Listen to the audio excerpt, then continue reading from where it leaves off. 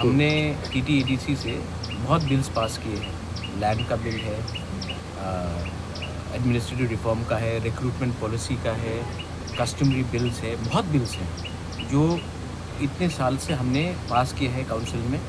हम भी तो एक इलेक्टेड बॉडी है, लोगों ने हमें वोट करके दिया है, तो हमने पास किया है और हमने ये बिल्स को हम भेजा है। लेकिन अभी तक ऑनरेबल राज्यपाल जी का इसमें सिग्नेचर नहीं मिला, इसके लिए हम इसको कानून नहीं बना सकते।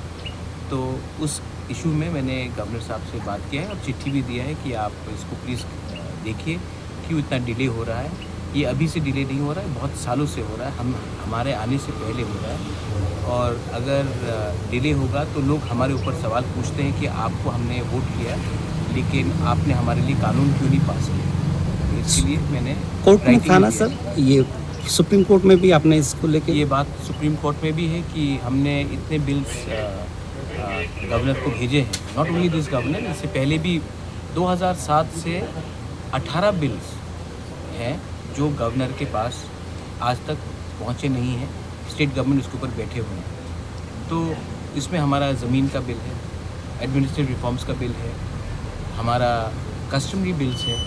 तो ये सब बिल्स को अगर आप अप्रूव नहीं करेंगे तो लोग हमारे ऊपर सवाल पूछते हैं और हम क्या बोलें। इसके लिए मैंने सुप्रीम कोर्ट भी हम लोग गए हैं इसमें और कहा है कि आप अगर आपको बिल ठीक नहीं लगता है तो आप उसको ना बोलिए या फिर हाँ बोलिए, लेकिन आप एक बिल के ऊपर 5 साल 10 साल बैठ नहीं सकते और यही हो रहा है। There's no time limit to this? In the case of Tamil Nadu RN Ravi का जो इशू था तो सुप्रीम कोर्ट ने कहा था कि 4 महीने से ज़्यादा गवर्नर कोई बिल के ऊपर नहीं बैठ सकता है। लेकिन त्रिपुरा के किस्से में हम लोग बिल डायरेक्टली गवर्नर को नहीं भेजते हैं, हम डायरेक्टली बिल भेजते हैं to the tribal welfare department जो नोडल एजेंसी है स्टेट गवर्नमेंट में, और स्टेट गवर्नमेंट तब ये बिल गवर्नर को भेजता है। जहाँ तक मेरा नॉलेज है कि स्टेट गवर्नमेंट को हमने बिल भेजा, स्टेट गवर्नमेंट ने वो बिल गवर्नर को भेजा ही नहीं।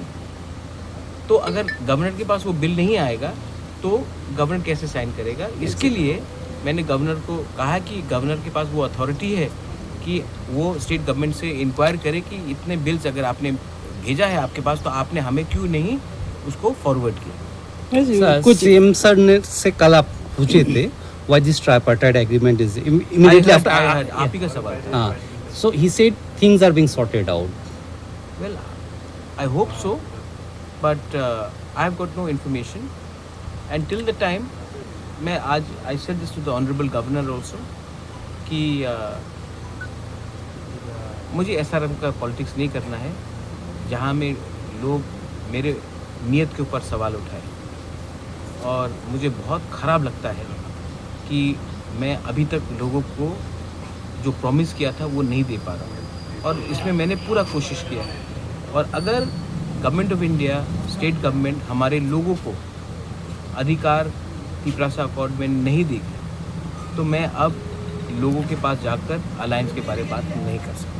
But don't you think this delaying process is also a political technique to weaken and frustrate and weaken your party? Pinaki, am I a Indian first or a politician first? You're Indian. So should I think about my people first or for my party first? But you leave the No, my point is it only me who's an Indian? Is it me only who thinks about my state first?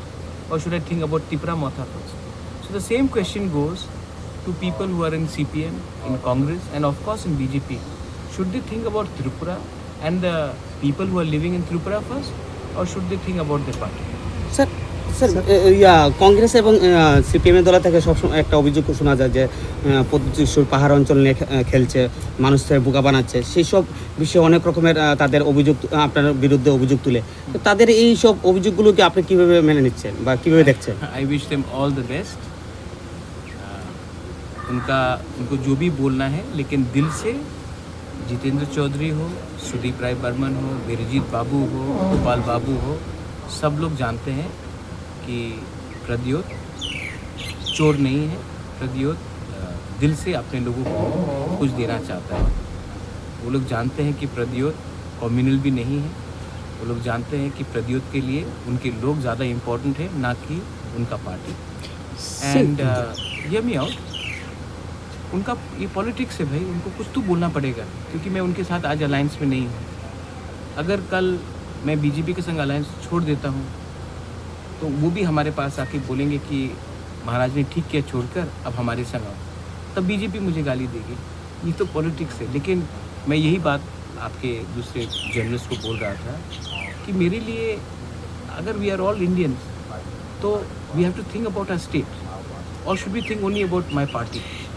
And अगर लोगों को ज़मीन का अधिकार मिल जाता है, अगर लोगों को, अभी आप देखिए ये जो कैबिनेट ने एक डिसीजन पास किया है रिगार्डिंग एम्प्लॉयमेंट PRTC का, ठीक है, मुझे लगता है कि अगर कोई भी बाहर से आके नौकरी ले ले तो हमारे त्रिपुरा में पहले से इतना अनएम्प्लॉयमेंट है, उनका हम कैसा इशू को सॉल्व करेंगे।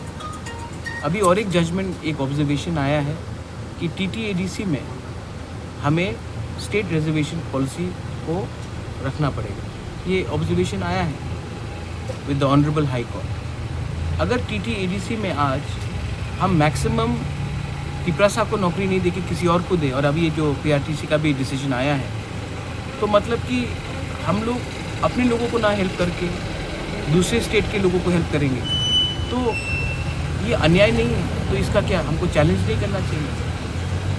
और अगर हाई कोर्ट ने कुछ डिसीजन लिया है तो हाई कोर्ट से भी ऊपर सुप्रीम कोर्ट है।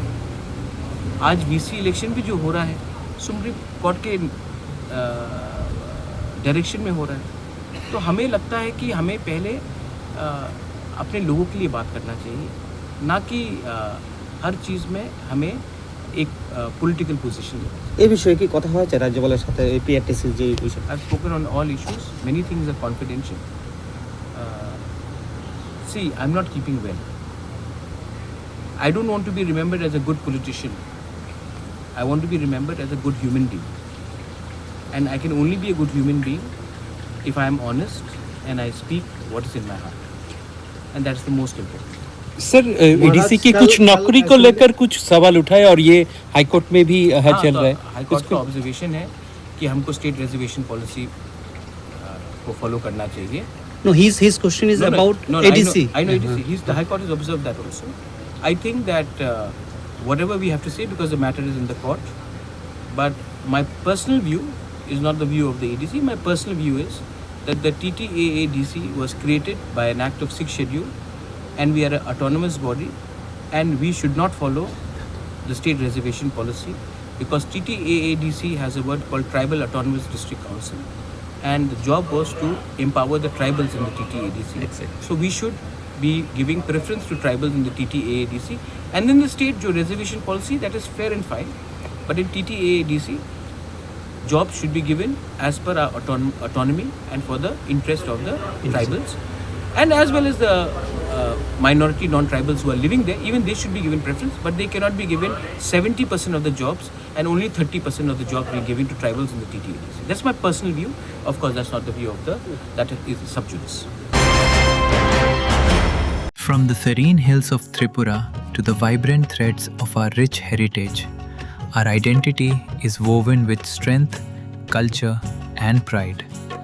On 23rd August, we honor a monumental landmark, the foundation of the Tripura Tribal Areas Autonomous District Council, TTAADC, a historic leap in safeguarding our rights, elevating our voices, and shaping true self-governance. Today, we bow our heads in gratitude and remember all the great leaders who courageously fought to make this vision a reality.